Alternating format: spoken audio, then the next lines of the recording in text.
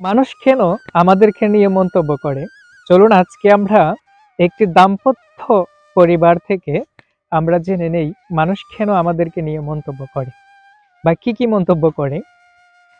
একটা দাম্পত্য পরিবার মানে নববিবাহিত একটা ফ্যামিলি। তার বউ তাকে বায়না করেছে, স্বামীর কাছে বায়না করেছে, স্বামীর কাছে আবদার করেছে যে আমাকে তুমি বাণিজ্য মেলায় নিয়ে যাও, বাণিজ্য মেলা থেকে আমায় ঘুরিয়ে নিয়ে আসো। নতুন বউ স্বামীর কাছে বায়না করেছে, আবদার করেছে। এখন স্বামী কি না করবে? নিশ্চয়ই না। তাই সেও রাজি হয়েছে বউকে নিয়ে, এবং যথাসময়ে তারা বাণিজ্য মেলায় গিয়েছে। স্বামী স্ত্রী দুজনে বাণিজ্য মেলায় গিয়েছে।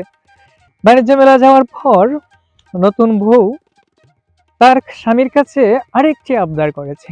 সেই আবদারটা কি? একটা গাধা দেখতে পেয়েছে, ছোট্ট একটা গাধা। ছোট বলতে একেবারে ছোট নয়, মাঝারি একটা গাধা দেখতে পেয়েছে, এবং গাধাটা ওনার খুব ভালো লেগেছে। তো স্ত্রী যখন স্বামীকে বলল যে প্রিয়, আমাকে ওই গাধাটা তুমি কিনে দাও, এটা আমার খুব পছন্দ হয়েছে, স্বামী তখন আর না করলো না। নতুন বউ তাও প্রথম তার কাছে একটা জিনিস চেয়েছে, তাই সে না করেনি।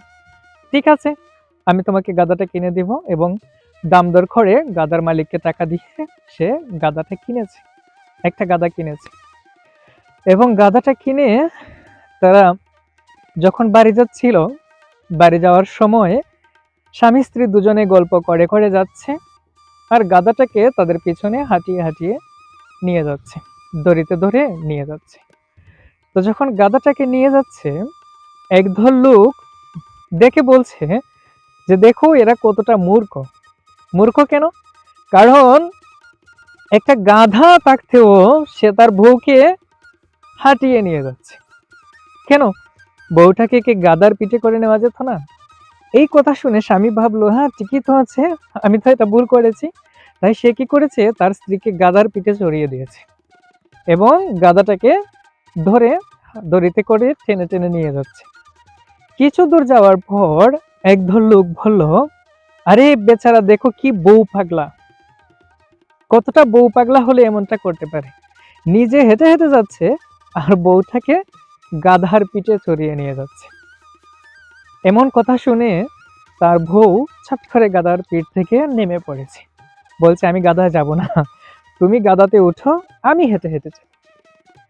যখন স্ত্রী হেঁটে হেঁটে যাচ্ছে এবং স্বামী গাধার উপরে বসে আছে, কিছু দূর যাওয়ার পর একজন লোক বলছে, দেখো বেচারা কত নির্দয়, তার ভিতরে দয়া মায়া নেই, এমন একটা বউকে সে হাঁটিয়ে নিয়ে যাচ্ছে আর নিজে গাধার পিঠে চড়ে যাচ্ছে, কতটা নির্দয়।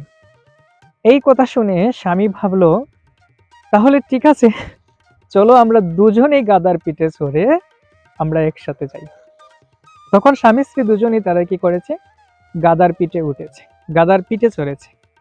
এবং গাধার পিঠে চড়ে যখন তারা যাচ্ছিল, তখন কিছু দূর যাওয়ার পর আরেক দল লোক বলে উঠল যে দেখো এরা কতটা নির্দয়, তারা দুজনে গাধার পিঠে চড়ে যাচ্ছে, গাধাটাকে কতটা কষ্ট দিচ্ছে, এদের ভিতরে আসলে দয়া মায়া নেই, তাই তারা গাধাটাকে এভাবে কষ্ট দিচ্ছে। এখন বেচারা কি করবে? তারপর তারা স্বামী স্ত্রী দুজনেই গাধার পিঠ থেকে নেমে পড়লো, এবং যেই প্রথমে গাধাটাকে হাঁটিয়ে হাঁটিয়ে নিয়ে যাচ্ছিল, এভাবে হাঁটিয়ে হাঁটিয়ে নিয়ে যাচ্ছে, এবং দুজনও তারা হেঁটে যাচ্ছে। তো এই গল্পটা থেকে আমরা কি শিখতে পারলাম?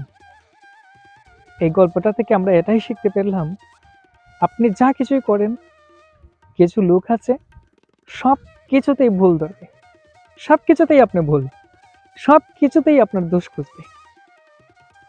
তো আমাদেরকে যেটা করতে হবে সেটা হচ্ছে, কারো কথায় কান না দিয়ে আমাদের কিভাবে গন্তব্যে পৌঁছাবো সেই বিষয়টা আমাদের মাথায় রাখতে হবে।